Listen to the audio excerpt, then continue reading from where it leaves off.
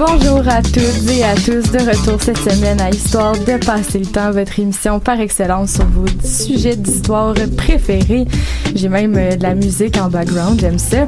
Sabrina Gaudreau-Drouin à l'animation. Cette semaine, sans même s'être consulté, nos chroniqueuses et chroniqueurs vous ont concocté là, une émission à thématique hygiène et santé publique à différentes époques, là, ce qui risque d'être intéressant considérant la situation actuelle en Chine, que si vous n'étiez pas encore au courant, là, la région traverse une épidémie de coronavirus en ce moment. C'est quand même plusieurs là, de millions de personnes qui sont en confinement. On a déjà confirmé, là, j'ai vu des sources ce matin, 830 cas de contamination et un total de 26 morts.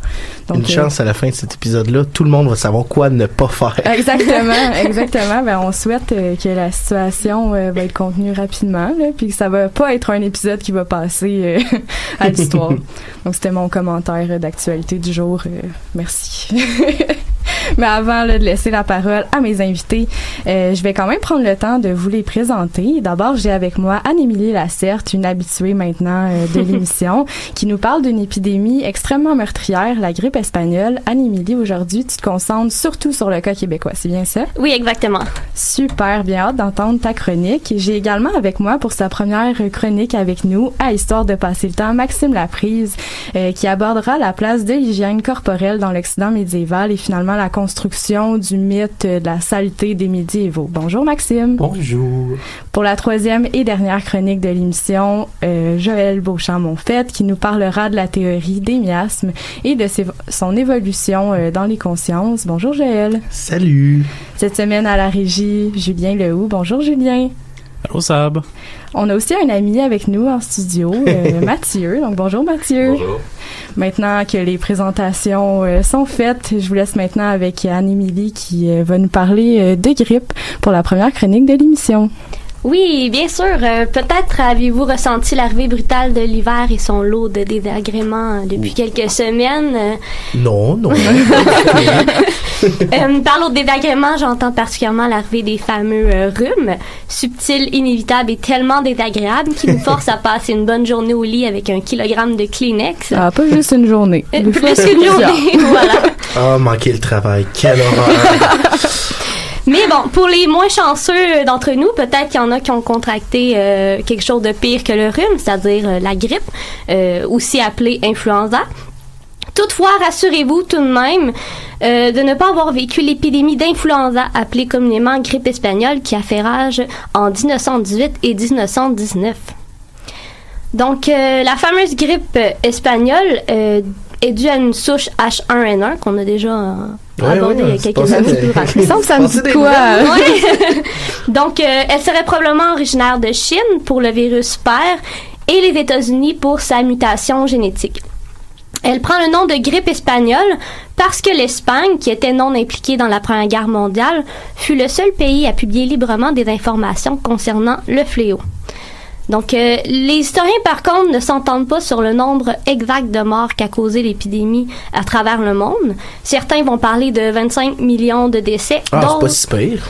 Ouais, mais d'autres vont dire plus entre 50 et 100 millions de décès. Ah, ça c'est commence. Si pire. Donc, il est fort possible que, comme on était en période de fin de guerre, le nombre de victimes a été plus difficile à compiler pour les gens de l'époque, autant pour les historiens. Parce que 1918, la fin de la Première Guerre mondiale, c'est ça? Exactement. Donc, par contre, pour la population canadienne, elle non plus n'a pas été épargnée de cette grippe-là. On parle de, dans moins de 6 mois, 50 000 morts au Canada et 14 000 au Québec. Mais quand même. Ça fait des morts, ça. Ouais. Donc, malgré le traumatisme qu'a laissé cette épidémie dans la mémoire québécoise, on constate toutefois que peu d'historiens du Québec se sont réellement penchés sur le sujet.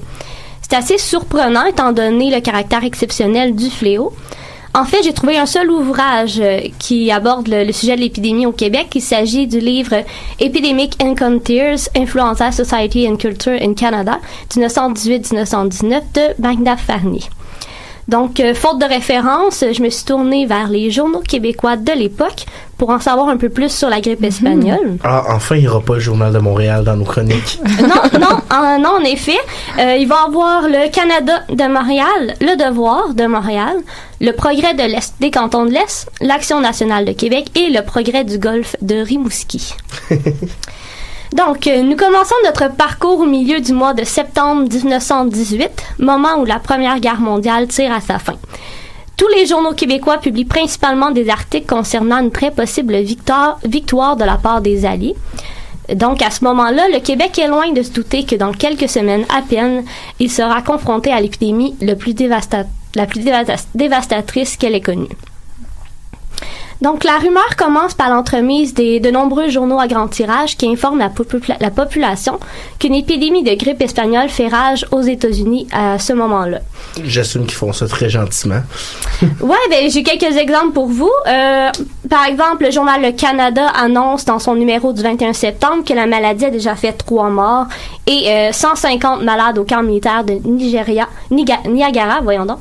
Au sein du Nigeria. Pas exactement non, pas la même place. Niagara, au sein des soldats polonais.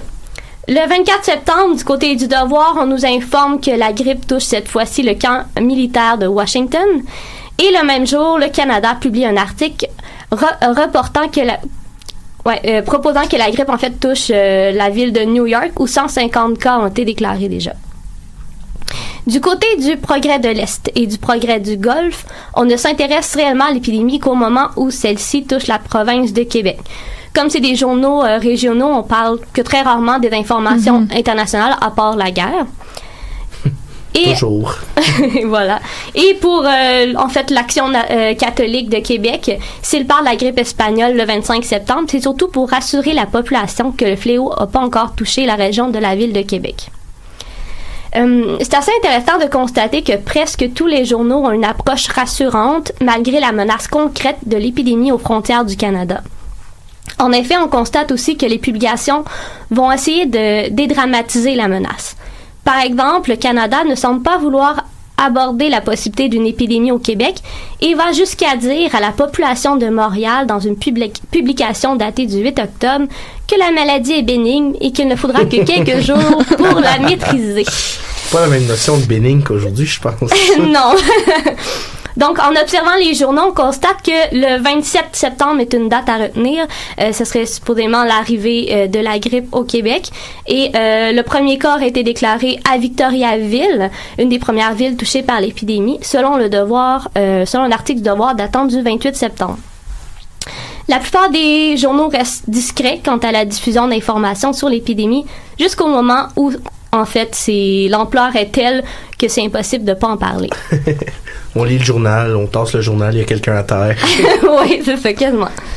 Donc, au début du mois d'octobre 1918, il est indéniable, la grippe espagnole est bien implantée au Québec. À ce moment-là, les journaux sont des outils fort utiles pour transmettre à la population les différentes directives mises en place pour limiter le plus possible la propagation de la maladie. Parce que là, excuse-moi de t'interrompre, parce qu'à un moment donné, on va se rendre compte que finalement, c'est contagieux puis c'est dangereux, là. Fait qu'on est mieux de plus être si rassurant, mais d'engager exactement. Justement la protection de la population. C'est ça. Donc, les directives viennent tout droit du Bureau d'hygiène publique, dont les membres sont des médecins, je le cite, les plus éminents de Montréal. À ce moment-là, ça ne fait même pas 40 ans que sont établies les premières structures permanentes de contrôle de santé publique. C'est en 1888 qu'est créé pour la première fois le Conseil d'hygiène de la province de Québec, ou c'est appelé CHPQ, en réponse à l'épidémie de variole qui affecta le Québec en 1885. Donc, la plupart des mesures qui sont mises en place à la fin du 19e siècle étaient basées sur un concept selon lequel la nature des épidémies était reliée aux conditions atmosphériques, à la corruption de l'air ou à tout autre facteur géologique ou météorologique.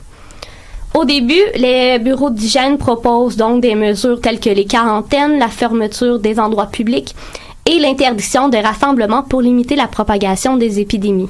Et certainement pas pour limiter la propagation du communisme ou des choses comme ça.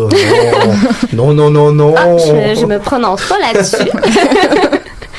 Donc, en 1918, les mesures pour enrayer la grippe espagnole n'ont pas vraiment changé depuis le 19e siècle.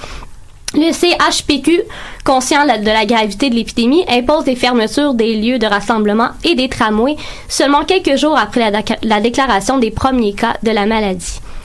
Par exemple, à Sherbrooke, selon Le Devoir, un premier cas de grippe est déclaré le 27 septembre et à peine 7 jours plus tard, soit le 3 octobre, la fermeture des lieux publics est annoncée. Il y en est de même pour la ville de Québec et Montréal qui vont fermer leurs lieux publics à peu près 4 à 5 jours après la déclaration des premiers cas de grippe. Donc, les quelques jours de délai semblent peut-être s'expliquer par les différents paliers de décision qui doivent être pris en compte avant de mettre en place un règlement d'urgence. En effet, tant et aussi longtemps que le CHPQ ne déclare pas l'isolement et la désinfection, les municipalités peuvent rien mettre en place. Il faut également prendre en compte que la déclaration d'un cas de grippe peut prendre un certain temps. Et conscient de cela, une loi est mise en place par le Conseil d'hygiène qui oblige les gens, sous peine d'amende, de déclarer tout cas de maladie infectieuse. Les régions les plus éloignées de la frontière américaine sont infectées un peu plus tard et peuvent mettre en place des mesures de façon préventive. Mm-hmm. Par exemple, à Rimouski, selon le Progrès du Golfe, la maladie n'est déclarée qu'après le 11 octobre et n'a fait qu'un mort en date du 18 octobre. Pourtant, plusieurs lieux publics sont déjà fermés depuis le 11 octobre. La fermeture des églises est peut-être l'une des mesures qui frappe le plus l'imaginaire collectif canadien-français de l'époque. On n'a pas fermé les églises. Ben oui, on a osé fermer les églises, mais on n'avait plus le choix. Et d'ailleurs, Le Devoir, le 14 octobre, et le Canada, le 15 octobre, expriment cette mesure exceptionnelle, la qualifiant d'inoubliable et spécifiant que le dimanche 13 octobre, où a été fermé pour la première fois l'église, va sûrement passer à l'histoire. Et il faut finalement attendre le 7 novembre pour que les lieux publics, incluant les églises, commencent à réouvrir. Donc, on retrouve également dans les journaux des communiqués proposant différents moyens de prévenir la grippe et d'en guérir. À plusieurs reprises, les bureaux d'hygiène demandent aux journaux de publier des communiqués à destination des individus. On leur demande, entre autres, d'isoler les malades, de limiter les visiteurs, de se gargariser souvent la gorge, de désinfecter et de brûler les objets qui ont été en contact avec un malade. Ce qui est surprenant toutefois, c'est que la majorité des conseils de prévention de la grippe sont souvent proposés dans le cadre de publicité. Par exemple, dans une publicité du Devoir de l'édition du 19 octobre, on peut voir une énumération de conseils semblables à ceux proposés par le bureau d'hygiène que je viens d'énumérer tout à l'heure. Mis à part qu'on rajoute à la fin de la liste de prendre chaque matin un verre d'eau purgative Rija. Voyons. Donc, la Société des eaux purgatives Rija, comme plusieurs autres produits, se sert de ce moment de crise pour se faire connaître et pour s'enrichir. Écoute, le fléau des uns fait l'argent des autres. Exactement. Jamais les pharmaciens feraient ça. Ah. Aujourd'hui, ça se voit pas des affaires. Donc, on retrouve également dans Le Devoir tout au long du mois d'octobre des publicités à propos de Vinol, produit pouvant, à leur dire, prévenir la grippe espagnole et les rhumes de cette saison. Dans les autres journaux, on peut voir également des publicités de sirop Gauvin ou de fruits à lèvres, tous présentés comme des produits pouvant prévenir la grippe espagnole, mais tu sais, qui existaient déjà avant et qui servaient à autre chose. Mais d'un coup, c'est devenu un miracle, un remède miracle, j'ai mixé miracle et remède dans le même mot, pour la grippe espagnole. Quel beau hasard. Donc, à cette époque, cependant, il semble tout à fait normal que la publicité, par sa structure, soit confondue avec un article de journal. Pierre Godin, dans un ouvrage sur le journalisme québécois, exprime que la publicité ne se contente pas d'envahir les pages des journaux à cette époque-là, mais qu'elle sème en plus la confusion dans l'esprit du lecteur. Celui-ci arrive mal à démêler ce qui annonce une publicité de ce qui est de matière électorale. Donc, la plupart des publicités peuvent aussi troubler le lecteur par le caractère alarmant et pressant qui incite les gens à acheter leurs produits. Il est assez contradictoire qu'une publication essaie de rassurer la population, alors que dans le même numéro, parfois, sur la même page, une publicité sonne l'alarme pour mousser les ventes d'un produit.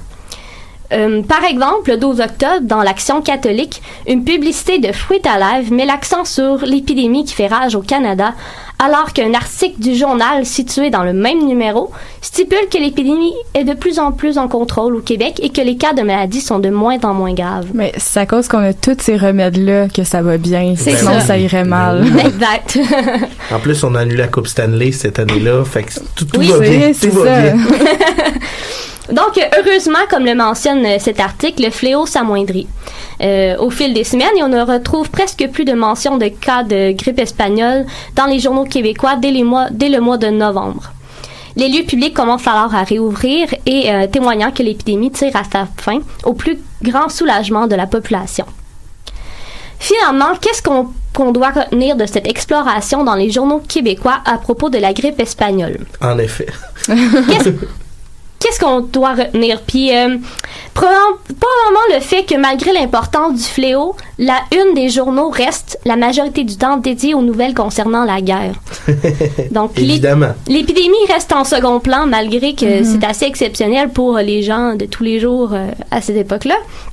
Dans une chronique du Canada publiée le 5 octobre, on peut même voir que le journal rappelle à la population de ne pas oublier les braves soldats du 22e régiment qui ont besoin de ravitaillement malgré l'épidémie qui fait rage sur le territoire.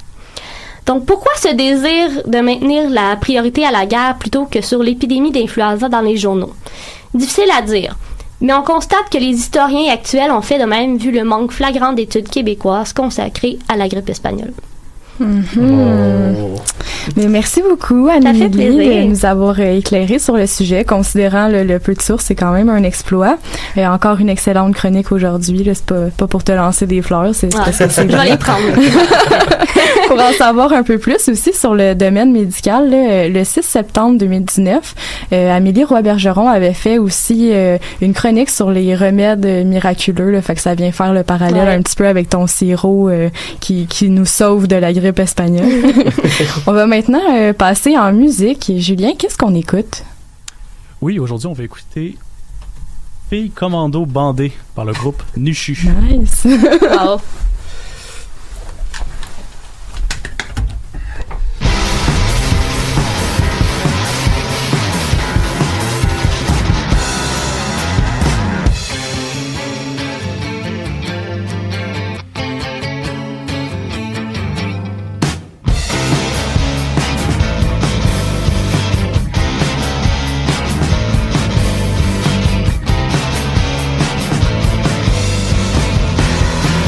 Filles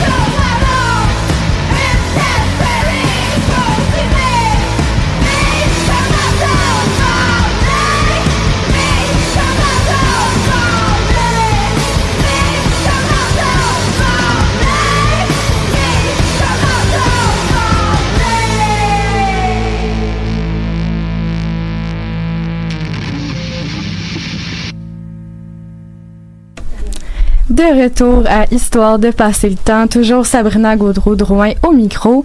Le temps file quand même. On va passer maintenant à la deuxième chronique de l'émission avec Maxime qui va tenter là, de nous démontrer que les médiévaux, ils étaient pas aussi sales que le mythe qui l'entoure nous le laisse croire. Moins que les étudiants actuels. Donc Maxime, je te laisse la parole. Peuple à genoux, bonsoir. Dans cette série chronique, je vais m'attaquer à tous ces mythes profondément ancrés dans la culture populaire faisant du Moyen-Âge une période de déchéance, une période de famine, d'autoritarisme, d'inculture, de barbarie, de vulgarité ou de violence, bref, une période d'obscurité.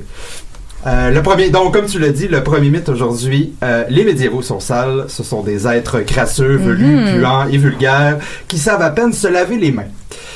Il faut se garder de confondre les époques et d'attribuer au 13e siècle la malpropreté du 16 et du 17e siècle. Premièrement, le Moyen-Âge est une période d'hygiène et de propreté. Un dicton populaire de l'époque résume la question: chasser, jouer, se laver, boire, c'est ça la vie. Oh, quelle introduction flamboyante. L'une des origines du mythe, en fait, serait la condamnation de certains religieux au cours du début du Moyen-Âge de l'hygiène corporelle. Le philosophe anglais Bertrand Russell résume la question: sous prétexte que tout ce qui donne des attraits au corps nous induit au péché, l'Église combattit l'attitude du bain. Elle fit l'éloge de la crasse et l'odeur de la sainteté se fit de plus en plus pénétrante. Comme dit le médiéviste Martin Blais, c'est amusant, mais c'est faux. On trouve bien un discours anti-hygiénique, particulièrement au sein du clergé au début du Moyen-Âge. L'abbé Pierre d'Amiens au 9e siècle affirme que la saleté est aussi obligatoire que le silence pour le moine, alors que Réginald, l'évêque de Liège au début du 11e siècle, affirme avec fierté ne s'être jamais lavé de sa vie. Ouf! T'es pas sorti bon. Évidemment, l'hygiène n'est pas le même qu'aujourd'hui, mais les carences relatives à les questions en matière d'hygiène sont souvent liées à un manque de ressources matérielles plutôt qu'un genre de biais culturel. L'un des enjeux majeurs est technique, en fait. Par exemple, faire bouillir suffisamment d'eau et la transporter pour remplir un bain pour une seule personne est une entreprise longue et complexe qui nécessite beaucoup de main-d'œuvre, parce qu'un gallon d'eau, ça pèse 8 livres. D'autant plus que la plupart du temps, on n'a pas les moyens techniques d'avoir des bains. Fait que c'est pas tant qu'on veut pas se laver, c'est juste Exactement. qu'on peut pas vraiment. Peut pas. D'autant plus en milieu paysan. Donc, je vais commencer par le Haut Moyen-Âge, donc le début du Moyen-Âge, à partir du 4-5e siècle. C'est une période d'ambivalence par rapport à l'hygiène, dans le sens qu'on a un clergé qui est partagé sur la question. Si à la même époque, l'islam accorde une place importante à la propreté du corps, ce n'est pas tout à fait le cas pour la chrétienté. D'une part, le corps doit être un temple, mais en même temps, se laver implique un potentiel de tentation. Son entretien excessif risque aussi de faire sombrer dans l'orgueil, la fierté et la luxure. Non! Le christianisme valorise la pauvreté, la simplicité et le détachement du corps, et pour certains, tout ça pose problème. Donc, il y a deux discours. On a celui, par exemple, de Saint Jérôme au 5e siècle qui condamne violemment l'hygiène. Mais à la même période, son ami, l'abbesse Paula de Rome, insiste sur l'importance d'un corps et d'un habit propre. Quant à lui, au 6e siècle, le pape Grégoire le Grand dit: si c'est la luxure qui pousse au bain, on entend luxure ici, sexualité et corps. Si c'est la luxure qui pousse au bain, nous ne le permettons ni le dimanche ni un autre jour, mais si on y va parce que le corps en a besoin, nous ne l'interdisons pas, même pas le dimanche. Ah, voilà. De plus, nombreux sont les aristocrates et même les religieux qui continuent l'usage romain de l'époque précédente et continuent à utiliser les bains et être attachés à l'hygiène. Je donne un autre exemple pour cette époque, ce début du Moyen-Âge. À Arles, où il y a le premier monastère féminin en France, qui a été fondé en 513, les bains sont présentés comme une hygiène nécessaire. On demande aux religieuses, et je cite, de s'y soumettre sans murmurer. Donc voilà. Vous avez rien à dire, vous vous lavez puis c'est exactement. Sinon, c'est sans murer. Oh. On passe donc maintenant au Moyen-Âge central, donc à partir de l'an 1000, où on peut considérer que le courant hygiéniste l'emporte. Donc les partisans d'une hygiène corporelle vont l'emporter. Il va toujours y avoir des résistances. On a par exemple Saint François d'Assise qui va toujours résister. Il va même il va valoriser le moine qui reste dans sa cellule, dans sa crasse. Mais ça reste des positions relativement minoritaires. on peut évoquer ici deux phénomènes, si je puis dire, le bain personnel et le bain public.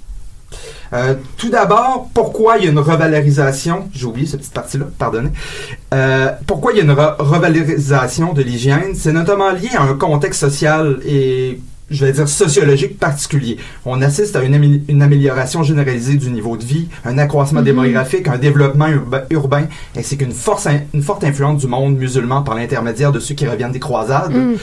Comme je l'ai dit, l'islam accorde une grande importance à la propreté corporelle. Il y a donc un adoucissement des mœurs. On prend conscience de son corps et de sa beauté et de l'intérêt de le garder propre et avenant.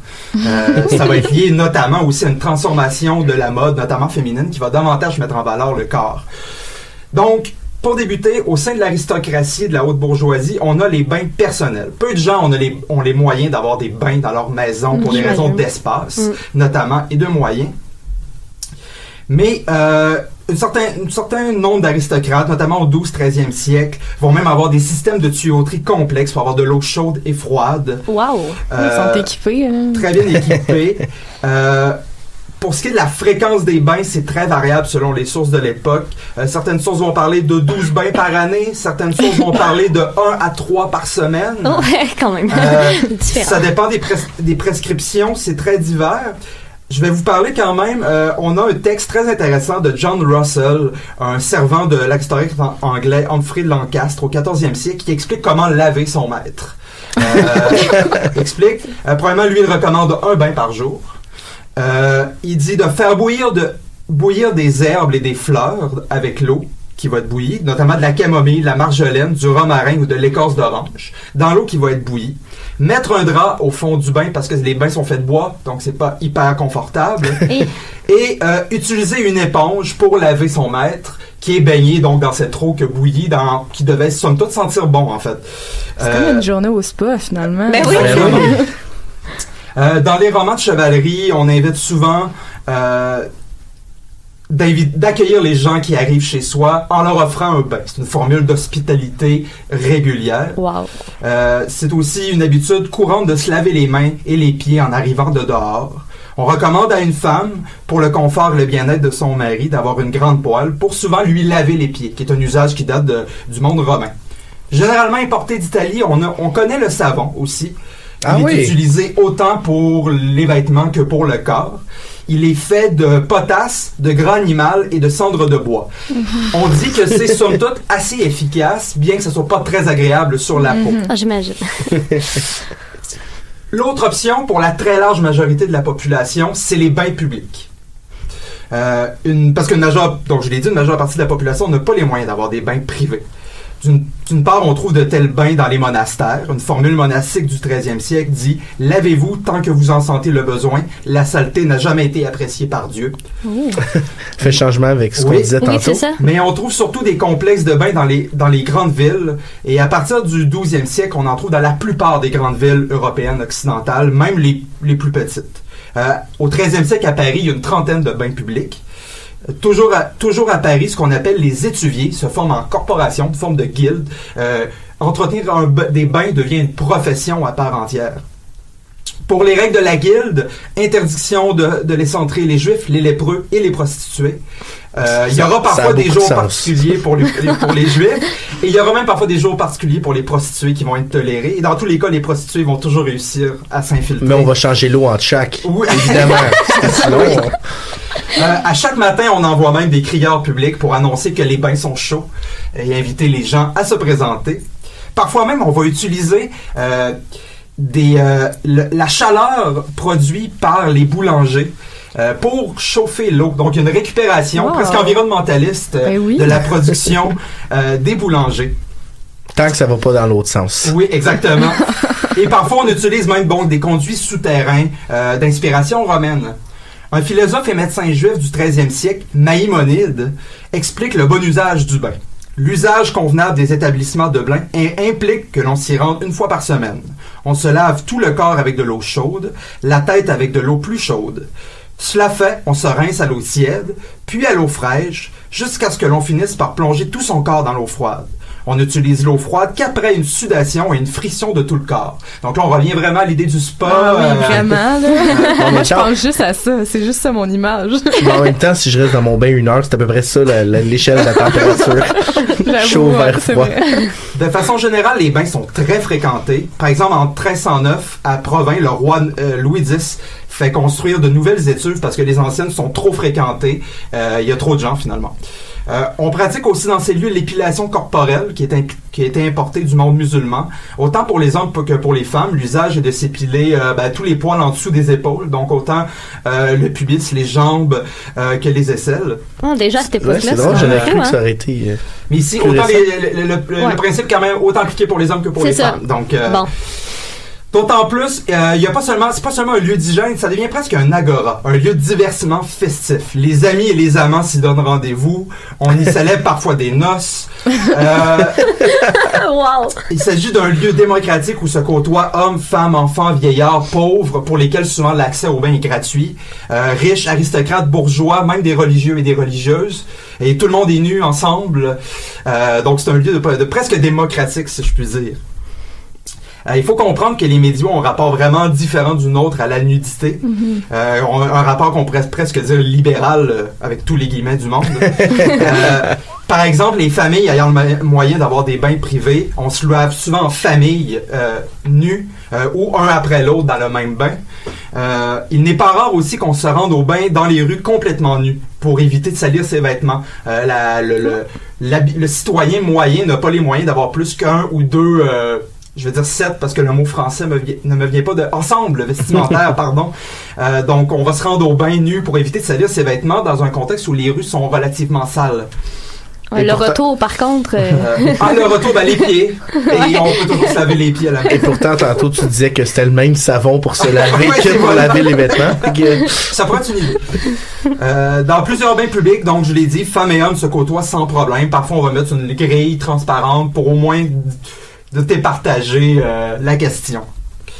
Pour les autres, parce que là, j'ai beaucoup parlé des gens dans la ville, mais on a peu de détails sur les gens, sur le paysan commun dans les villages éloignés, parce que ces gens-là n'écrivaient pas et n'étaient pas entourés généralement de gens qui écrivaient. Le prêtre du village sait pas plus écrire que le paysan généralement. Donc... mais qu'est-ce qu'on sait, c'est que, premièrement, la plupart des villages sont près de cours d'eau. Donc, il est assez fréquent les jours de fête ou le dimanche d'aller se baigner, tout simplement, dans un cours d'eau. Les gens, contrairement à ce que beaucoup de gens pensent, les gens du Moyen-Âge aiment beaucoup l'eau. Donc, on va se baigner, tout simplement. C'est des représentations de paysans qui se baignent reviennent souvent, en fait, dans les manuscrits médiévaux, dans les dessins. On sait aussi qu'on pratique le lavement avec la bassine. Donc, un bassine... un petit seau d'eau dans lequel on plonge une éponge et on se lave le corps. Quelle est la fréquence pour le paysan commun? On ne le sait pas. Probablement peu fréquent parce que, d'une part, je l'ai dit, les moyens techniques, mais aussi parce que le temps ne le permet pas. C'est un peuple de travailleurs qui a peut-être d'autres choix à fouetter que de s'entretenir le corps. Puis on n'a pas l'idée du corps, de l'hygiène, la crasse comme quelque chose qui est potentiellement dangereux du point de vue médical. Donc, voilà. J'imagine c'est en cas de besoin extrême, là, on se lave. Et en plus, exactement. En plus, en travaillant dans les champs, on a des douches gratuites assez fréquemment. Voilà. À la fin du Moyen-Âge, donc là, il y a un déclin parce que les bains deviennent perçus comme des lieux de débauche. C'est des lieux où on a des rapports sexuels potentiellement, ou même on présente ça comme des lieux de prostitution et de libertinage, où des femmes ont des rapports sexuels avec des amants, et même parfois devant leur mari. C'est difficile de départager exactement ce qui relève du discours des religieux pour condamner ces lieux-là, et qu'est-ce qui relève de la réalité. Mais il semble effectivement que c'est peu à peu devenu des lieux, dans certains cas, dans certains quartiers, de relative débauche, où il était fréquent, où des gens refusent de s'y rendre, n'ayant peur d'avoir à se baigner à côté de couples, ou de ou de triples ou de quadruples, avoir des rapports sexuels. Et d'autre part, il y a un déclin parce qu'il y a une condamnation des bains. On commence à penser que l'eau a le potentiel de transmettre les maladies par les pores de la peau. Et dans un contexte d'émergence de grandes épidémies comme la peste noire, on en vient à voir d'un mauvais œil la propreté personnelle, notamment par l'intermédiaire de l'eau. Donc, on va en venir au 16e siècle, un peu partout en Europe, un petit peu plus tard en Allemagne, mais au début du 16e siècle, à fermer complètement les bains et parallèlement l'habitude de se laver tout seul chez soi va aussi décliner la crainte de l'hygiène par l'eau et la crainte des maladies. Et comment on va se laver sans eau? Sans eau, ça va être l'idée de tout simplement retirer la crasse de façon sec avec un linge. Mais l'hygiène par l'eau, vraiment, l'intérêt d'avoir une réelle hygiène par l'eau avec du savon de la totalité du corps, il faut presque attendre le 18-19e siècle pour assister à un retour d'un réel intérêt pour l'hygiène corporelle dans son entièreté. Et donc voilà, je crois avoir su vous démontrer que les moyenâgeux ne sont pas puants, velus et crasseux. Ils sont même, dans certains cas, même plus propres que certains étudiants, comme on l'a dit tout à l'heure. Alors, et si vous avez des idées d'une autre chronique, contactez-moi. Bonne journée! Merci beaucoup, Maxime. C'était vraiment, vraiment intéressant.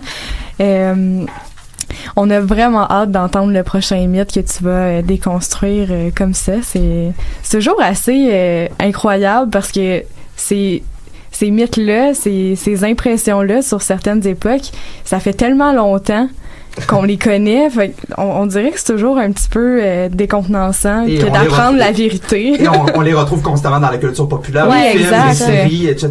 Ben oui. Pour quelqu'un qui fait de l'histoire médiévale, écouter des films médiévaux, c'est souvent très souffrant. En particulier le Moyen-Âge, qui a l'air d'avoir tellement de mythes forts. Les chevaliers qui se battent contre des anglo-saxons dans Roi Arthur, mettons, en armure. C'est toujours très divertissant. Mais dans tous les cas, merci beaucoup. On va repasser pour une petite pause musicale. DJ, où nous amènes-tu? Ben pour la deuxième chanson, je vais vous mettre la chanson Secret Medicine par Vagabond.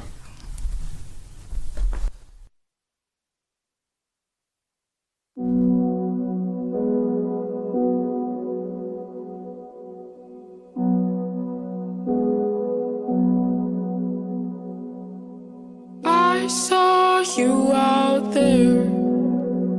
You weren't looking, but I knew what it meant. Secret medicine. It only comes to those of us who leave.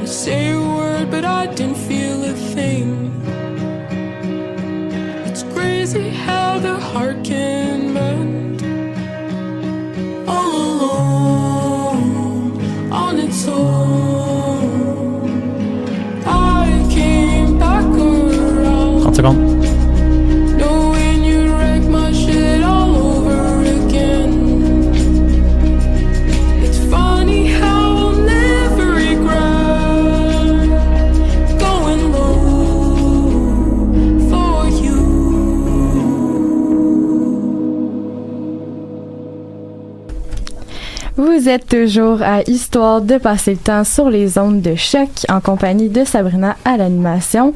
Je vais laisser la parole à mon collègue Joël qui clôt l'émission de cette semaine puis qui nous amène là, tranquillement vers l'heure du souper en nous parlant des miasmes, un sujet fort appétissant. Hein?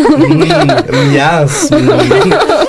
Déjà juste le nom, ça sonne. Le plus joyeux, tendre et même délicat. Quand tu sais pas c'est quoi, on dirait que tu t'attends au pire. Surtout après une émission comme ça, hein, parce que aujourd'hui on est dans la thématique de la maladie. Hein?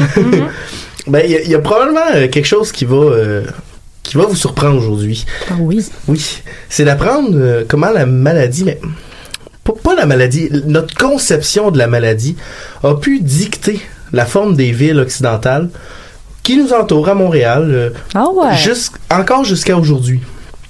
Pourquoi je parle de la conception de la maladie?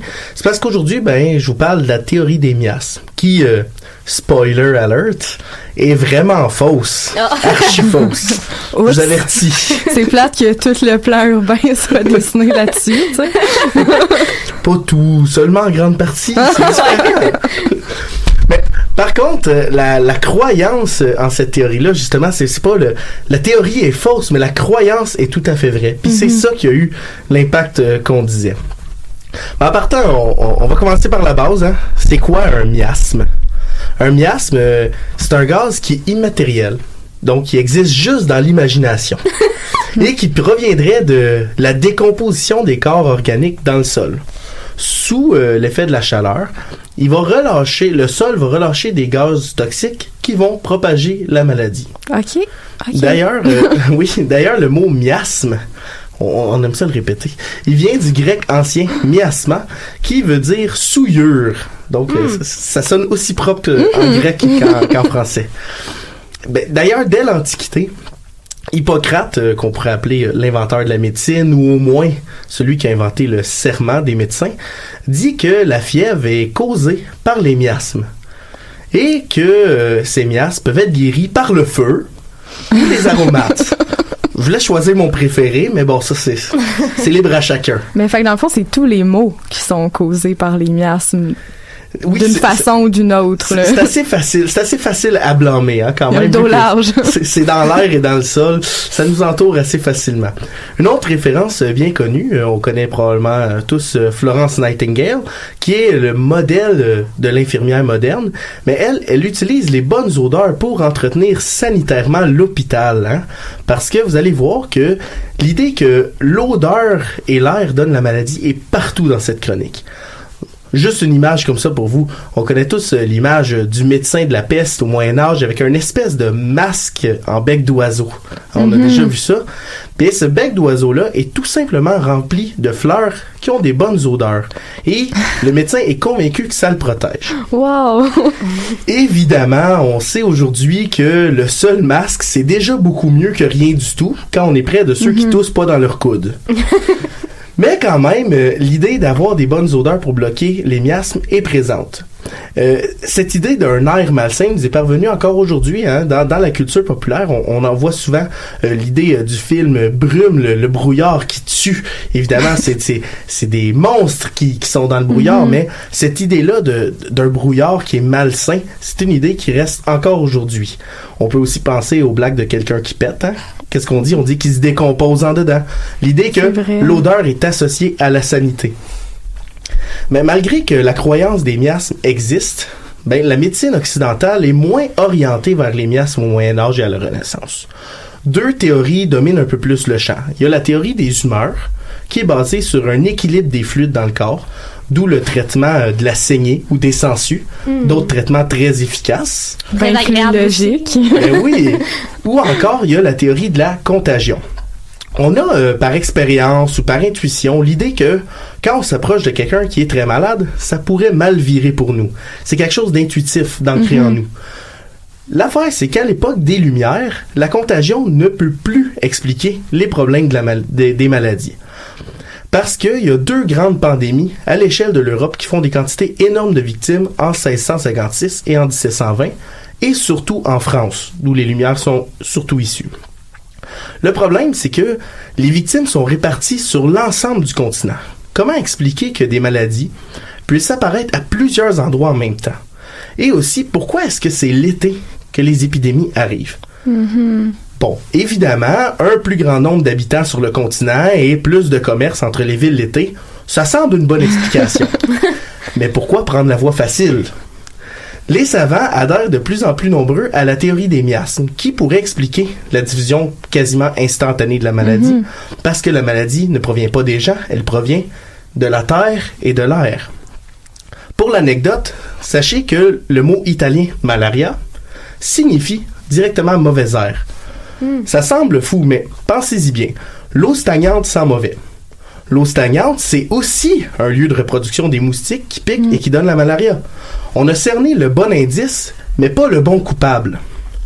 Bref, une des explications qu'on peut aussi donner pour l'adhésion à la théorie des miasmes vient du fait que quand on souscrit à l'idée de la contagion, la meilleure façon d'arrêter la maladie, c'est la quarantaine. Sauf que les savants des Lumières aiment le commerce, aiment l'internationalisme, aiment les échanges d'idées, et donc n'aiment pas la quarantaine. Mais ce que les savants aiment beaucoup, c'est la preuve scientifique. Et avant le microscope, la contagion reste, entre 1000 paires de guillemets, une croyance populaire. Alors que les miasmes ont au moins un semblant d'explication logique et scientifique. Encore mieux, les miasmes, il y a un processus clair pour lutter contre. C'est de cette époque-là que nous vient la notion de la noblesse française parfumée, qui agite un petit éventail devant son nez. Bonnes odeurs, aération, ce sont des moyens de lutte contre la maladie. Et quand les savants de l'époque regardent ça objectivement, la noblesse, dans ses grands terrains aérés, est beaucoup moins malade que le petit artisan au fond d'une ruelle pleine de déchets fécaux. C'est vrai que c'est plus visible que de voir quelqu'un toucher un autre. Ah, t'es malade. Exactement. Ça se passe pas comme ça. Là. Bon, maintenant qu'on a un coupable, mais il faut avoir un plan d'action pour lutter contre la maladie. La solution est double.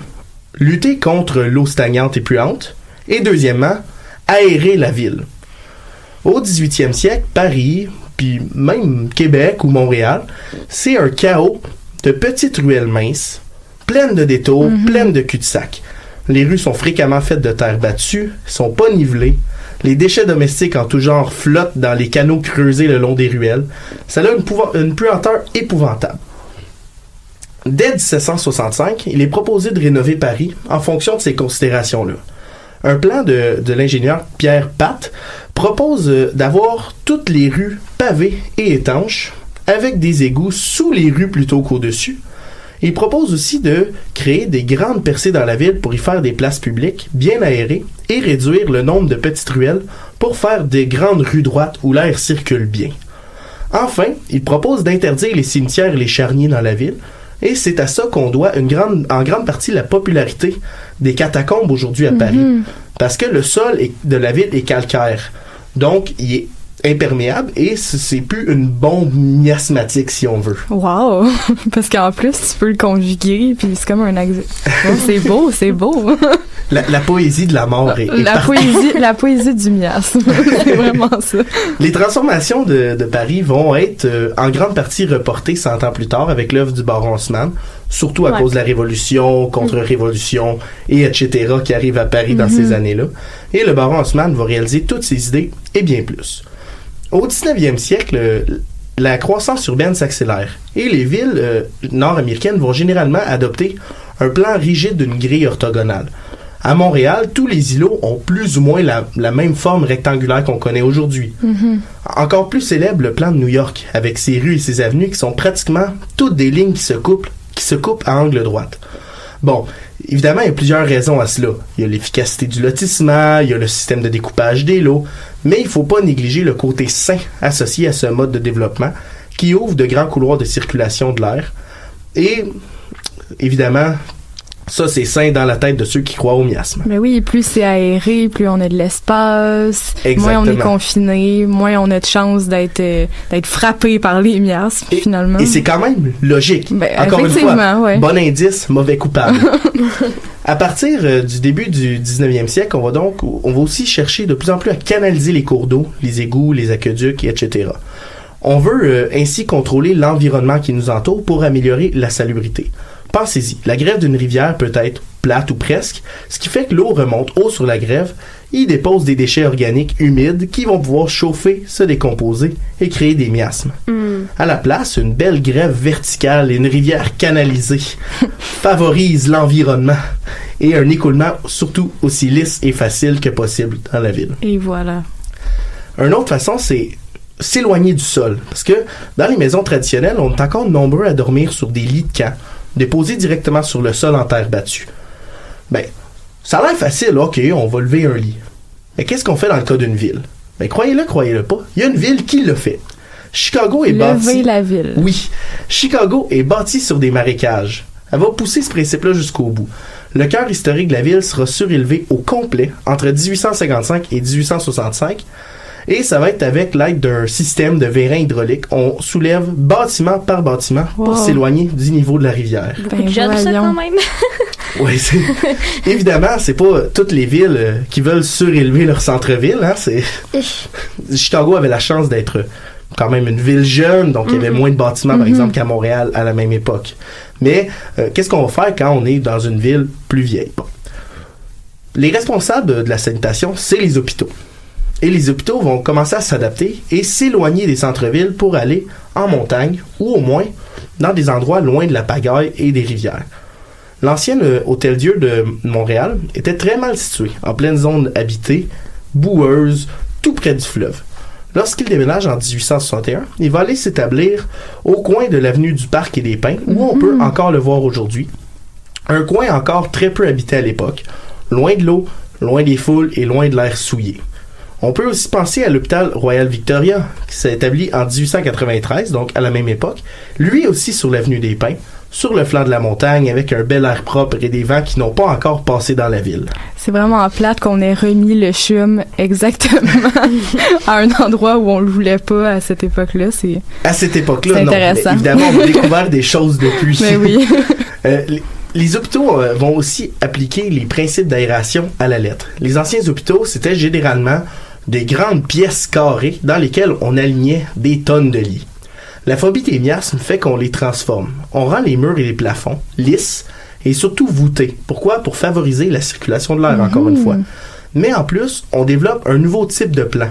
Le plan rayonnant, où chaque aile part d'un centre et les ailes sont rectangulaires, minces et allongées pour que tous les lits soient près d'une fenêtre.